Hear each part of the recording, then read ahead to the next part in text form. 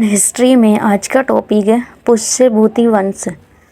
पुष्यभूति वंश का संस्थापक पुष्यभूति था। इनकी राजधानी थानेश्वर थी। मतलब कि पुष्यभूति वंश का एक संस्थापक पुष्यभूति था।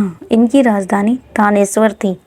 नेक्स्ट है राज्यवर्धन की मृत्यु के बाद 606 ईस्वी में 16 वर्ष की अवस्था में हर्षवर्धन थानेश्वर का शासक बना। इसने परम भट्टारक की उपाधि धारण की। हर्ष को शीलादित्य के नाम से भी जाना जाता है। मतलब कि राज्यवर्धन की मृत्यु के बाद 606 ईस्वी में 16 साल की अवस्था में हर्षवर्धन थानेश्वर शासक बना और इसने परम भट्टारक की उपाधि धारण की थी। हर्ष को शीलादित्य के नाम से भी जाना जाता है। नेक्स्ट है हर्षवर्धन की शासन की जानकारी बाण भट्ट की रचना हर्षचरित से मिलती है।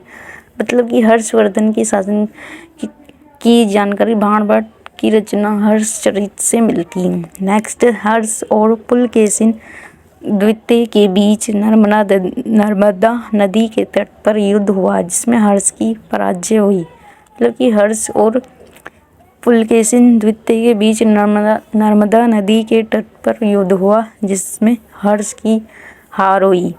इस युद्ध का वर्णन पुलकेशिन द्वितीय के ऐहोल अभिलेख में मिलता है। मतलब कि इस युद्ध के बारे में पुलकेशिन द्वितीय के ऐहोल अभिलेख में मिलता है। नेक्स्ट है चीनी यात्री हेनसांग हर्षवर्धन के शासनकाल में भारत आया। मतलब चीनी यात्री हेनसांग हर्षवर्धन के शासनकाल में ही भारत आया था।